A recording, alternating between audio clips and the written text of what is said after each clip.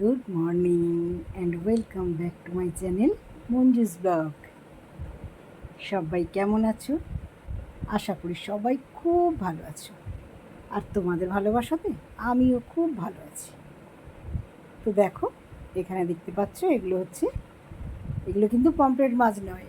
Pomfret এটা হচ্ছে অনেকে বলে কি রূপচাঁদা নাকি হালুয়া চাঁদা, কি একটা বলে, মোট কথা আমি ঠিক মাছটার নাম জানি না। কিন্তু আমি মাছটা এর আগে খেয়েছি, বাপের বাড়ি খেয়েছি, কিন্তু এখানে আমি এই প্রথমবার করছি। তা যাই হোক, মাছটা আমার দেখে ভালোই লেগেছিল, কিন্তু মাছটা একটু মানে ছোটো ছিল। আর একটু বড় বড় হলে ভালো হতো। দাদাভাই নিয়ে এসছে, তো ও তো নিজে মাছ খায় না, এবার মাছের অর্ধেক মাছ চেনে না, জানো। ওর গল্প শুনলে তোমরা হেসে হেসে মরে যাবে। দোকানে গিয়ে, মাছের দোকানে গিয়ে বলছে, আচ্ছা ইলিশ মাছ কোনটা? ভাবতে পারো, ইলিশ মাছ চিনতো না। আমার বিয়ের পরে মাছ কিনে কিনে একটু একটু করে চিনেছে। তো যাই হোক, এবার আমি দেখো এখানে মাছটা রান্না করব। মাছগুলো তো ভেজে নিয়েছি, দেখতেই পেলে। আর এখানে দেখো নুন, হলুদ, ধনে, জিরে আর একটু লঙ্কার গুঁড়ো।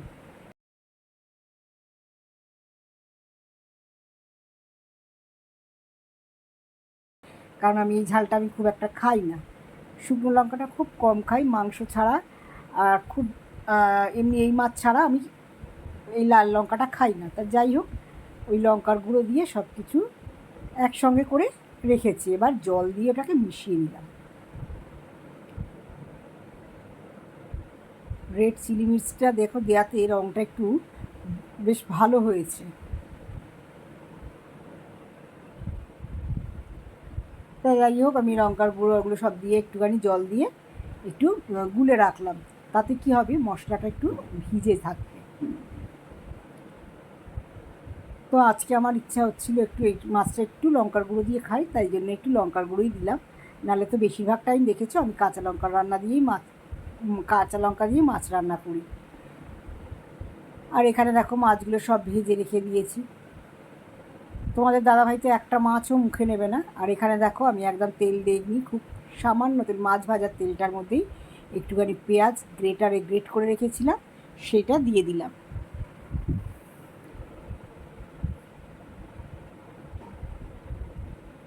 পেঁয়াজটা একটু লাল লাল মতো হয়ে গেলে আমি ওই মশলাটা মানে একটু আদা বাটা দেবো, একটু আদা রসুন বেটে রেখে দিয়েছিলাম আগে থেকে, সেই আদা রসুন বাটাটা ওর মধ্যে দিয়ে ভালো করে কষিয়ে নিই। আমি আগেও বলেছি, এখনও বলছি, আমি রান্নায় পরিপাটি নই। খুব একটা রান্না করতে আমি খুব ভালো পারি না, কিন্তু যতটুকু না করলে নয় ততটুকুই আমি রান্না করি। আর রান্না করতে ভালোবাসি, কিন্তু হ্যাভক কিছু আমি পারি না খুব একটা। টেস্টি রান্নাগুলো আমি খুব একটা পারি না, খুব কম পরিমাণেই পারি। যেটুখানি পারি আমাদের দুজনের সংসারে চলে যায়। তো দেখো, মশলাটা আমি একটু কষিয়ে নিলাম। রান্না পারে আমার ছোটো বোন, আমার মেজো বোনও খুব ভালো রান্না পারে, আর পারে আমার ভাইয়ের বোন। এরা তিনজনে খুব ভালো রান্না করতে পারে।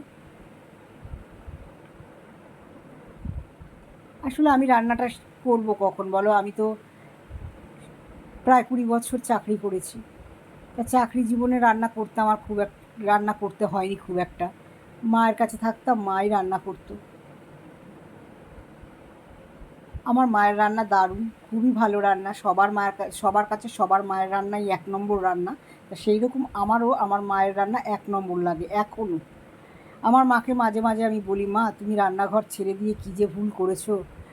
হ্যাঁ, রান্নাঘর ছেড়ে দিয়েছে মানে আমার ভাইয়ের বউ আসার পর থেকে আমার ভাইয়ের বউই দায়িত্বটা নিয়ে নিয়েছে। আমার মাকে রান্না করতে দেয় না। মা রান্নাই করে না, ভাইয়ের বউই রান্না করে। কিন্তু এখনও মিস করি মায়ের ওই মাছের ঝাল, মায়ের ওই চচ্চড়ি, ভীষণভাবেই মিস করি, জানো তো। তা মাকে এক এক সময় বলি, তবে কি বলো তো, এখন আর কিছু করার নেই, মা একেবারেই পারে না, মা দাঁড়াতেই পারে না। যার জন্য আমার মায়ের হাতের রান্না আমাদের আর খাওয়া হয় না। দেখো আমি মাছগুলোর মধ্যে দিয়ে দিলাম। তা এটা আমাদের শুধু আমার একারই কষ্ট না, আমরা তিন বোনই যখন একসঙ্গে থাকি তখন আমরা তিন বোনই আলোচনা করি যে মায়ের রান্না আর বোধহয় খেতে পারবো না।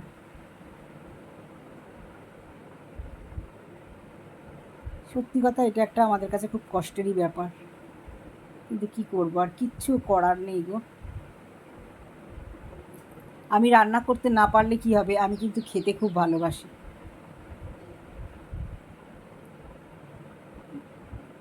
আর একটা কি, বাইরের খাবার আমি খুব একটা পছন্দ করি না, যার জন্য বাইরের তেল ঝালের রান্না আমি খাই না। আমার বোনেরা রান্না করে পাঠায়।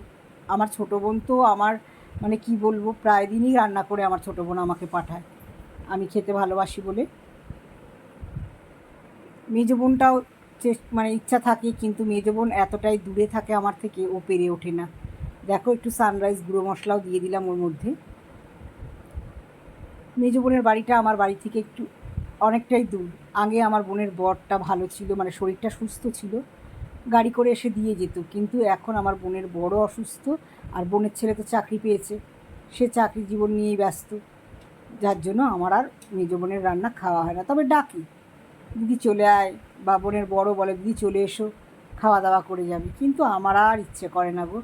তোমাদের দাদাভাই বেরিয়ে যাওয়ার পরে এই ফোন নিয়ে বসে যাই, সারা দিন এই ফোনের মধ্যেই ঢুকে থাকি। তারপর একটু টিভির নেশা আছে, একটু টিভি দেখতেও ভালোবাসি। দেখো আমার মাছটা অলমোস্ট হয়ে গেছে, আমি ঢাকা দিয়ে গ্যাসটা নিভিয়ে দিলাম। তো এই হলো ব্যাপার, ঘরে শুয়ে শুয়েই দিন কেটে যায় ফোন নিয়ে। আর এখন আমাদের তো এমনই হয়েছে, ফোন হাতে পেলে আমাদের আর কাউকে লাগে না, সারাদিন এই ফোনের মধ্যেই থাকি। দেখো আমার মাছটা দেখতে কতটা ভালো হয়েছে, তোমরা একটু বন্ধুরা কমেন্ট করে জানিও। তবে খেতে কিন্তু ভালো হয়েছিল, দাদাভাই তো মুখে নেয় না, আমি এই মাছগুলো দুদিন ধরেই খেয়েছি। দুদিন ধরে বলতে, কারণ আমি রাত্রের দিকে মাছ খাই না তাই তা নয়, আমি এমনকি মুড়ি দিয়েও মাছ খেতে ভালোবাসি। আমি হচ্ছি মাছের পোকা, মানে যাকে বলে বিড়াল। মাছের কাঁটাটাও মনে হয় খেয়ে নিতে পারলে ভালো হয়, কিন্তু আমি এতটাই মাছ ভালোবাসি। আর ভাতে যেদিন মাছ রান্না হয় না, সেদিন যেন ভাত খাওয়ার এনার্জিটাই পাই না। তো যাই হোক, চলো এই পর্যন্ত, বাকি কথা আবার হবে অন্য ভিডিওর সঙ্গে। তো এখন টাটা, বাই।